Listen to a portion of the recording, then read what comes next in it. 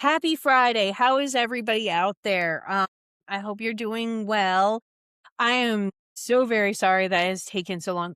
Thank you for your patience and me taking time to get this out. Full disclosure, this is the third subject that I've dove into for this podcast, and it's taken me a while because I want to get a good one. And I found it. So this card right here is actually the subject. It's technically the folk tale, the folklore behind the subject, but the subject is Baba Yaga. And this is Vasilisa is her name. This is Baba Yaga's house in the back here, and that's going to be significant. So before I even begin, I want to tell you my sources because you always got to give credit where credit is due.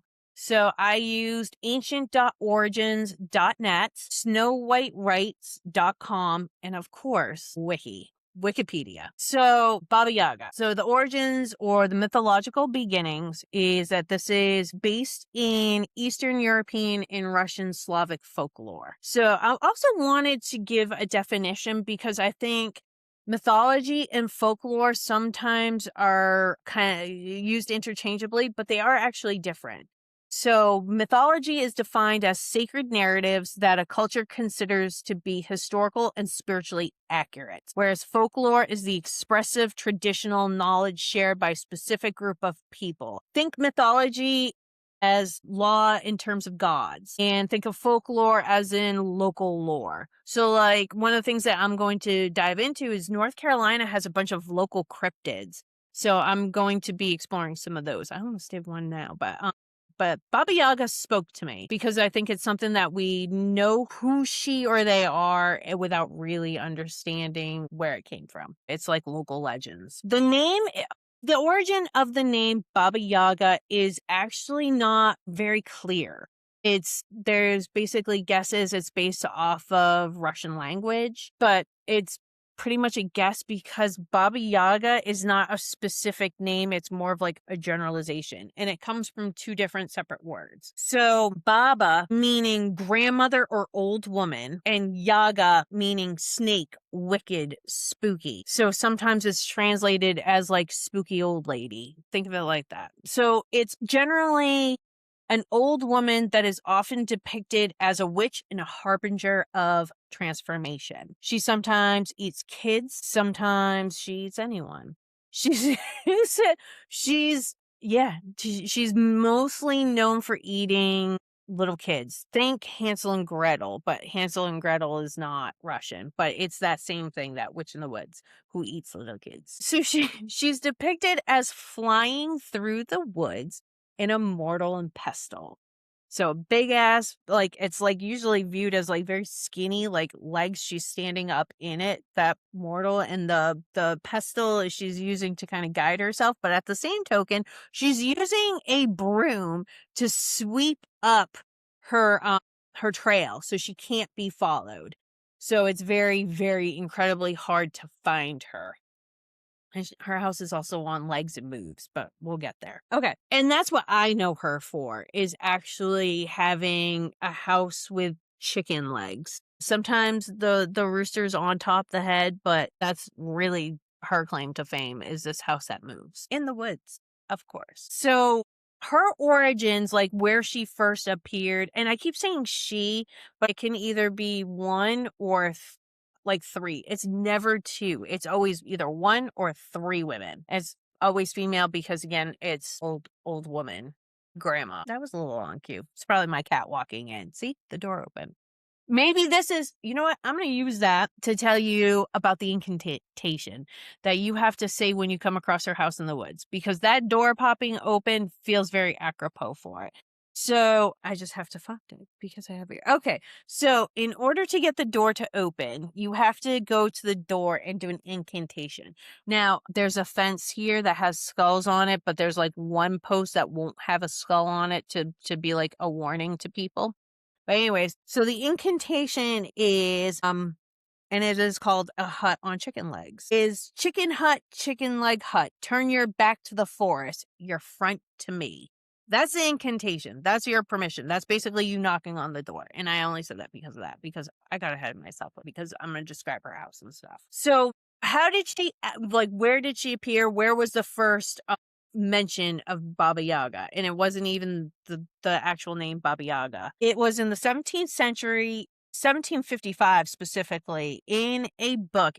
It's called The Russian Grammar, and it's by Russian poet and scientist Mikhail Lomonosov. Jesus Christ. Lomonosov. I'm not Russian. I am butchering these names, but at least I'm giving you the info. So it's Lomonosov. And Russian Grammar was a book. It was actually meant to help people learn the Russian language.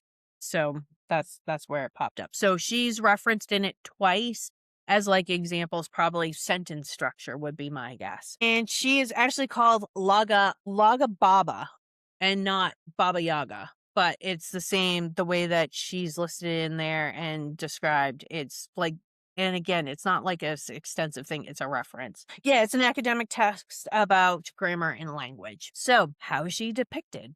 So she's a support character. She's never like the main character. It's usually a heroine, hero, or protagonist that comes across her. She's more of a again, more of a title than a name is what it is, and she's usually represented as being like a witch of sorts. Like I said, it's like spooky grandmother kind of thing. There's a lot of reference to her basically being like Mother Nature. Think of that. So it's like she's not all bad, but she's also not all good. So it's this whole identity with Mother Nature, where Mother Nature can be both cruel and rewarding kind of thing, but it's usually through lessons is the main takeaway with that. She's depicted as being very bony legged. This is like super important. It's coming up over and over and over again. Very legs, very skinny, very bony, long fingers, shit like that. She has an incredibly long nose. It's depicted as like if she's laying down, like her nose will touch the ceiling kind of thing. It's like that. Why it talks about her nose touching the ceiling when she's sitting and not necessarily how far out when she's standing, I have no idea. But that's how it's described. She has iron teeth, which makes sense because her main claim to fame is eating kids, but eating anybody really. She's an equal opportunist when it comes to the consumption of human flesh. But kids usually, because they're the ones who stumble upon her hut, eat normally. She's not a chaser. She's not going to go after shit. She's waiting for it to come in. And most of the time, it's people coming to her for things. She is ugly. I won't say. She is so ugly. Like, she's like incredibly like anything. I saw clips of her in Hellboy because Hellboy comes across her hut, does the incantation, and goes in. I've not seen the movie. It was just the clips that I watched. And yeah, that's really it. She looks skeletal. She looks scary. She's looks like a typical antagonist. Yep. She usually has obstacles. So normally, it's like you basically have to complete tasks. Think of her like that. You got to complete tasks in order to move on, kind of thing. So it's like she's got obstacles in the way before you can get what it is that you truly want from her. So the house is the biggest thing about her in terms of just I mean, it's a hut on chicken legs. Like that's pretty significant. And she's got skulls lining her fence around it. So I mean, that's pretty big. So this house is huge. It's known for its kitchen. The kitchen is ginormous, specifically her stove. Her stove spans the entire house. So like it'll go like from one side to the other kind of thing. Yeah, she cooks people. So you can do with that what you will. And again, it's a house with the chicken legs, and you have to say the incantation. Now, the thing with the house is that it's known for basically standing up and spinning in circles. It'll just walk around in circles, just right here. And then that's why you're doing the incantation and telling it to turn its back to the forest, is because you're basically telling it to stop and to let you in. But it can move, it can run, and it can chase. But yeah, that's the biggest thing with that one. Okay, so what does she do? What is the whole thing? So the theme of this over and over again is that she is stumbled across or sought out. She does not go chasing. She will chase for like a minute, but basically she gets bored and moves on. She's not going to do that. It's kind of like, if you want to think of it like that, it's like her food stumbles upon her looking for something. But she's always 100% true to her word. So, like, that's a big thing. She's not a liar. She's not like a thief. She's not going to trick you into anything. She's not a trickster. It's not about that. But she's gonna fucking make you do some weird random ass task and chores. Again, it's like her whole thing. It's like if you think about her, you have to think about like the home because it's quite literally all kind of interchangeable with itself. So she'll have you do tasks and then she'll give you whatever at the end, whatever it is that you guys have negotiated at the beginning of it. Cause like I said, it's not like she comes out like attacking you kind of shit. I'm sure she's like, hey, what is it that you want? And oh, well, I need this. Okay, cool. Well, then you gotta do my laundry, come over here, cut the chicken feet, probably more over the top type task, but she's gonna give you a bunch of chores to do. She's gonna use you as a handyman. That's pretty much it. So she's, again, a personification of Mother Nature. In regards to that, she is considered a witch or they. Because again, I'm going to refer to her as opposed to it being a group because it's like, think of Baba Yaga as being more of like a title of what she is and not a name. So that's why it's like, again, it's like never two people, it's never four. It's like either one or three. There's like no in between. So she can be cruel or she can be kind, but the kind is more of on the other side of hardship.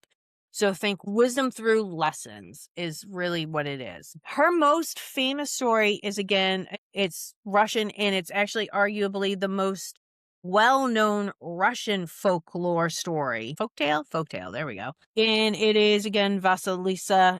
It's called Vasilisa the Beautiful. So the thing with this is her mother has passed away and she now has a stepmother. She has a stepmother and two stepsisters, but she also has a magic doll and the doll was given to her by her mother before she passed. The stepmother is very, very cruel. The stepsisters are ugly, like super ugly, like over the top ugly. And obviously, given the title, Vasilisa is very beautiful, even as a child. So the stepmother gives her nothing but chores, like everything. And she's able to do all these chores with the help of her magic doll. Magic doll helps to complete these things and basically essentially clears it from the table and stepmother gets real fucking pissed. So she keeps giving her more stuff as a way of trying to keep her busy, keep her deterred, keep her out of her hair. So once, and this goes on like this for a while, but the issue comes in when Vasilisa becomes old enough to get married because now she's posing a threat to this two stepsisters being able to find men because if they're very, very ugly and she's very, very attractive, when they show up, they're going to want Vasilisa and they're not going to want the sisters. So the stepmother cooks up a plan to get rid of Vasilisa for good. So what she does is she tells her that they need fire. Their fire's gone out and they don't have it. So she sends her to Baba Yaga specifically for fire. She goes, go into the woods and go get her and ask her for fire and she'll give it to you. But she's fully expecting Vasilisa to be consumed and die. And if nothing else, just be killed. So Vasilisa gets there. And Baba Yaga gives her a bunch of tasks to do. She's like, I'll give it to you, but you got to do this stuff. So she completes it again with this magic doll, the help of the magic doll. At the end, because Baba Yaga is true to her word, she gives her the fire. She gives it to her. And at first I thought that that's what these were several. And yes, it's a reference to it because I don't think that the skulls are actually on fire on the fence, but it's a torch. So one of these she actually has. It's a skull. It's on fire. That's the flame. And so she's carrying it out on said stick. So when she brings it home, what ends up happening is when the stepsisters and the stepmother come in contact with the torch, like just in its vicinity, they turn to dust. So it eliminates them. So again, Baba Yaga is not necessarily bad, but she's also not good. So it takes out the three people who have basically been torturing her. I don't know that the stepsisters have, but they are a source of issues with them. I'm sure they did not treat her well. So yeah, it took them out. So what ends up happening is Vasilisa buries the dust and she buries the torch so that way the torch cannot be used against anybody else and people aren't turned to dust from it. And what ends up happening is she then becomes a clothes maker. She becomes a very, very famous clothes maker now that she doesn't have to worry about doing chores and stuff. It's like very Cinderella-esque if you think about it. It's incredibly the same thing. So now that she doesn't have to do all these chores and shit for the stepmom, she's able to concentrate on herself and she becomes a very, very well known clothes maker. And she gets the attention of the czar, which he ends up seeking her out and they fall in love and get married and live happily ever after. So that is the most famous story. Now, it's interesting because also in the story, that going back to why she's considered like Mother Nature, is because while Vasilisa is doing these tasks for Baba Yaga, three horsemen show up, and the horses are specific in color and whatnot. I did not jot it down because that to me was less important than who they were and what they represent. So when Vasilisa asks, because she's nosy, she must be a Gemini. She's like me, because I'd ask too. I wouldn't care. She says, "Who are those horsemen?" And Baba Yaga tells her that they are the day, the night, and the stars, and they are all servants of her. They have to listen to her. So yeah, she's absolutely like Mother Nature, but it's like think of it as more like not just Mother Nature, but more of like Gaia, the world. It's honestly a lot of that. So the modern depictions are there. She appears in a game. I don't do video games. It's not my jam, so I don't know, and I didn't like look into this. But it's called Blacktail and Reka or Rika, Reka. She appears in that. But I mentioned before she appears in Hellboy. But also she appears in John Wick as assassin. She's an assassin that they're trying not to cross. I have seen, I think, 2 of the 3 or 3 of the 4. I've seen 2 of them, and I don't remember. So now I'm going to have to Google that and rewatch it. But yeah, that is Baba Yaga in a nutshell. I'm sorry it took me so long to do this, and I promise it won't take that long from here on out. But yeah, if you've enjoyed it, if you've enjoyed the content, please like, comment, share. And also, if there's subjects that you want me to dive into, like you don't even have to know a lot about it. Just be like, I heard about this. And let me know, and I will jump in and do it. But until next time, and I promise it's not going to be 3 months. Thank you very much. And by the way, I did not even mention this is the Bewitching Hour, and I am El Witchy. Bye.